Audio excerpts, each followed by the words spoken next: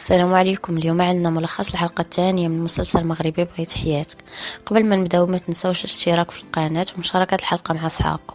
بداية الحلقة كنشوفوا فوزية وجدات العشاء لبنت اختها وسولاتها على سبب اختفائها مع الأم ديالها والسبب اللي خلاها تهرب من راجلها، وبسمة ما كتبغيش تجاوب وكتبقى تتهرب.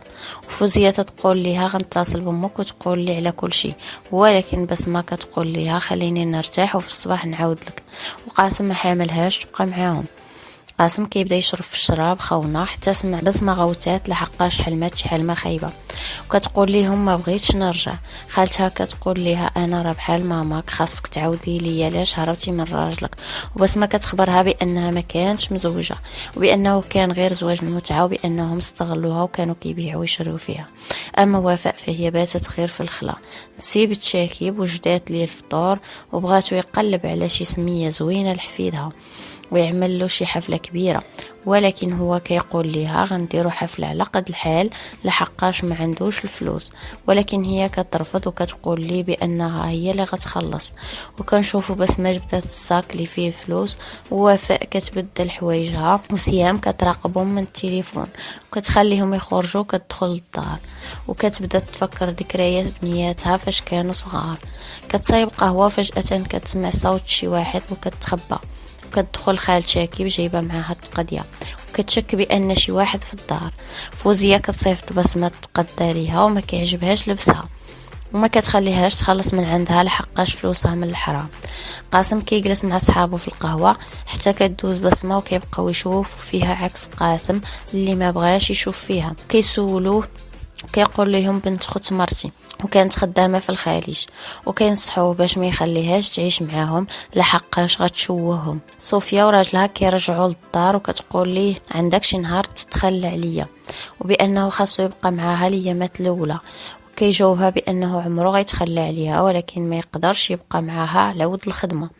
ومن كيخرجوا من البيت كتخرج سهام تحت الناموسيه وكتشوف الدري وكتخرج. وفاء كتفطر وكتصور المتابعين وكتخبرهم بانها غتحضر التصوير تاع ساره.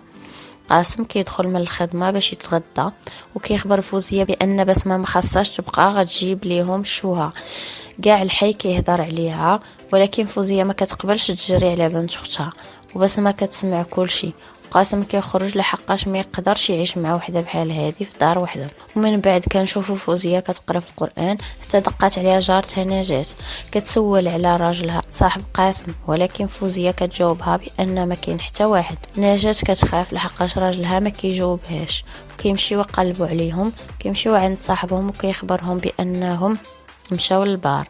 كيمشيو للبار وكيقولوا ليهم بانهم نوضوا الفوضى وعيطوا ليهم البوليس وجاو داوهم.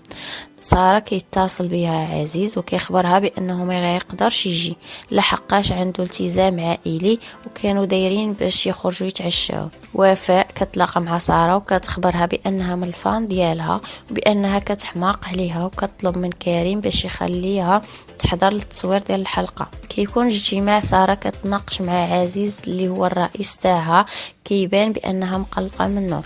فاش كيكمل الاجتماع عزيز كيطلب من ساره تبقى، كيطلب منها تسمح لي على البارح بان مراته عيطات على عائلتها وما قدرش يجي بانه غيعوضها. ساره كتقول لي بانها عيات خاصو يدير شي حل. عزيز كيقول لها بانه غيطلق مراته وغيتزوجها، وكتجاوبوا بان هذا الفيلم قديم وطلع ليها في راسها.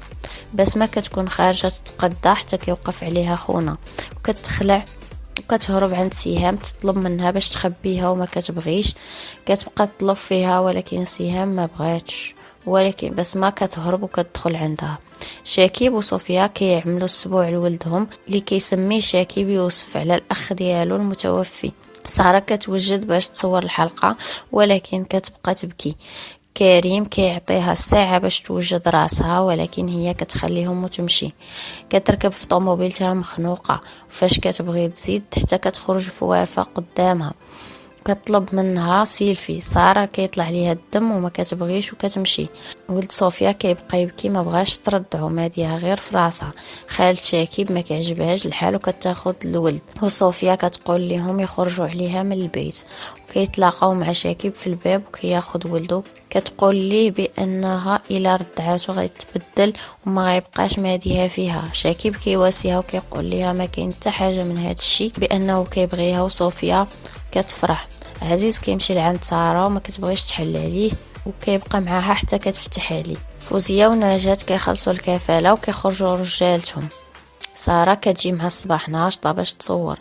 كريم كيبان باللي كيبغي ساره وكيبقى فيه الحال. شاكيب كيطلب من فوزيه تسامح ليه وكيبقى عليها بالكلام المعسل حتى كتسامحو وكيوافق باش تبقى بسمه معاهم.